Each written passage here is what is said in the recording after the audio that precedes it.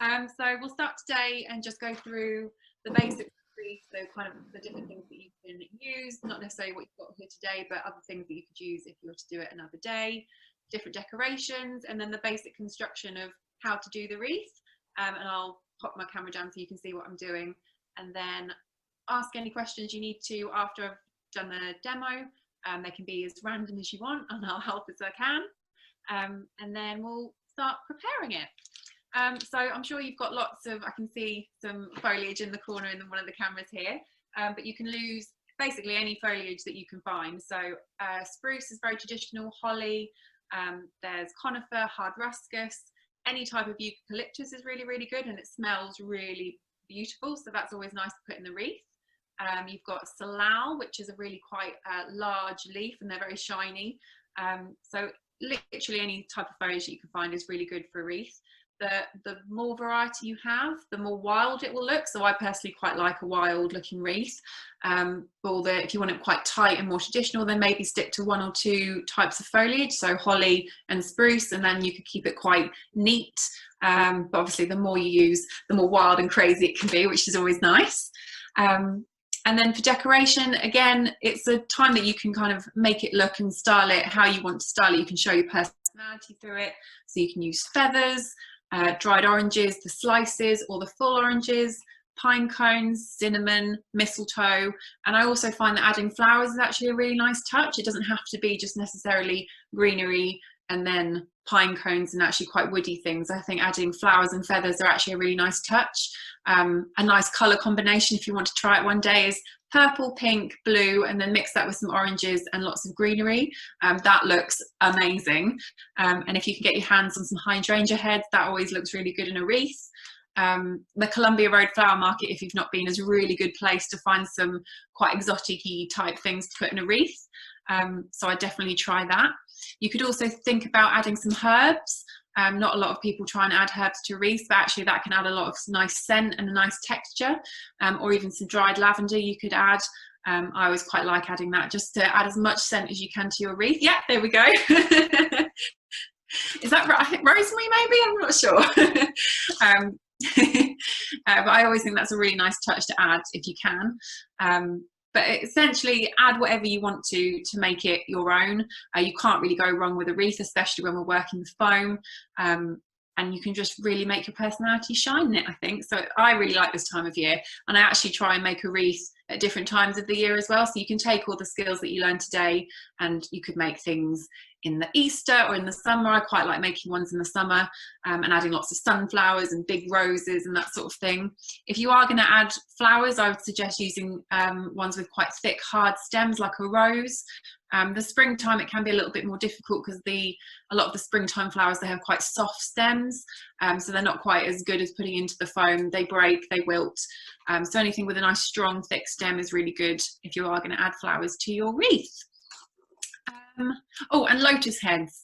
They're the kind of, I can't really describe them, but the ones with lots of holes in, they look fab in a wreath as well. So yeah, that should be everything that you would possibly need to make a wreath, really. So hopefully you've already soaked your rings, but if you've not, if you want to pop them in any water whilst I chat, but hopefully you've all done it anyway. So I'm going to move my camera down now just so you can see what I'm doing, but I'm still about. Excellent. Okay, so the general construction of the ring, I tend to start from the outside, so then you can determine how big and wide you want it to be. So if you cut shorter lengths, that means you'll again have quite a tight traditional ring. If you cut longer ones, it will be more wild, and it will basically determine how big your overall wreath is going to be. So I'm going to do mine quite long and quite wide, but again, you can do however you want. If you've got any spruce, I'm not sure if anyone's got any of this, but you'll just need to remove some of the greenery at the top. So yeah. So you just need to remove some of the greenery so you're left with a stalk, so it's easier to pop into the wreath.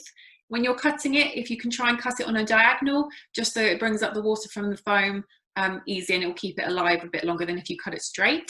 So then you just want to pop them in really however you want. I'd let the shape of the branch dictate where you position it, so you want everything to be going in one direction rather than kind of crisscrossy. You want everything to follow a nice kind of flow around from the top. So you decide where you want from the top. And then, as I said, if you look at your branches and see that they're slightly curving to the right, you know to put them on the right side, and then you can move it all the way around. So that's always a nice technique to do. Cut more of mine. And for anyone that doesn't know how to remove it, it's very easy. You literally just pull them off. You might want gloves. If you don't have gloves, you might want to get some now, because some of the things you might have are a bit sharp. I do have gloves, but they're out of reach at me at the minute, so I'll grab them in a minute. And then you just pop it gently in, and then you keep going.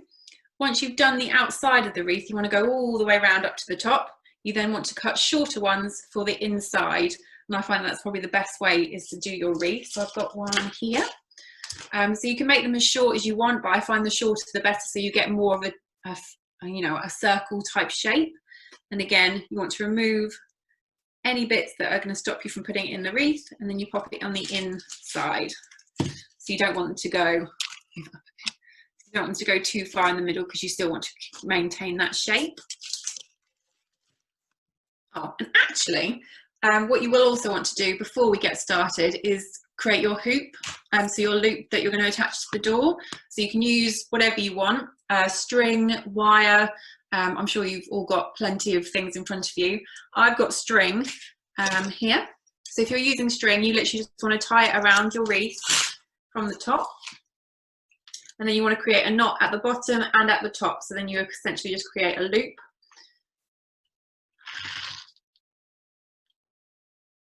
And then that should be done. If you've got wire, binding wire is sometimes a good option to use as well. And then essentially you create so you cut a length of wire. I don't have any wire because it didn't arrive. Thank you, COVID, for not sending the wire. You cut a length of wire, and then you loop it around your wreath, and then you basically just fold it in on itself, and that will create a little loop for you. A lot of wreaths sometimes have on their backing something to add to so you can hang it onto the door. So you just need to see what you've got, but any sort of attachment works fine. I'll pop you back down. Once you've decided to cut a few lengths, you don't have to stick to one type of foliage for this. If you want to start using various different types, you can do.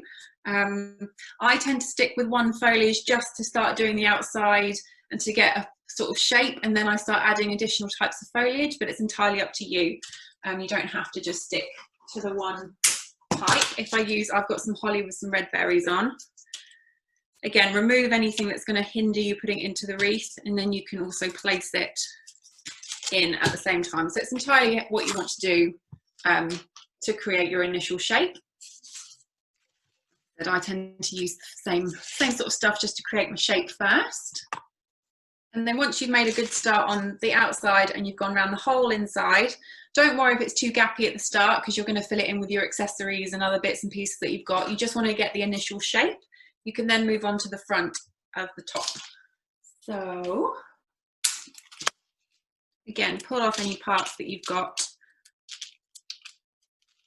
And then when you're sticking it into the foam, you want to just do it slightly as a diagonal. You don't want to just stick it in at the top. You want to go slightly in to the foam, like that. And again, judge at the natural curve of the branch as to where you're going to place it on your ring, bearing in mind where you've put your string to be at the top, basically. Like so. Any accessories you should put in at the end. So essentially we're just constructing the wreath with the natural things. Any flowers, leave those to the end. We are literally just sticking to the foliage at the minute. If any of you have got anything like eucalyptus on you, again, I'd probably add that at the end, just because the stems are quite thin and they're quite good for filling in rather than the actual shape. So I've got some Thinera here. Let me just cut them off. So this is really nice. This is eucalyptus Thinera. But as I said, as it's quite thin, it's quite nice to stick in when you need to fill out some space rather than using it to create shape. So I'll pop you back down.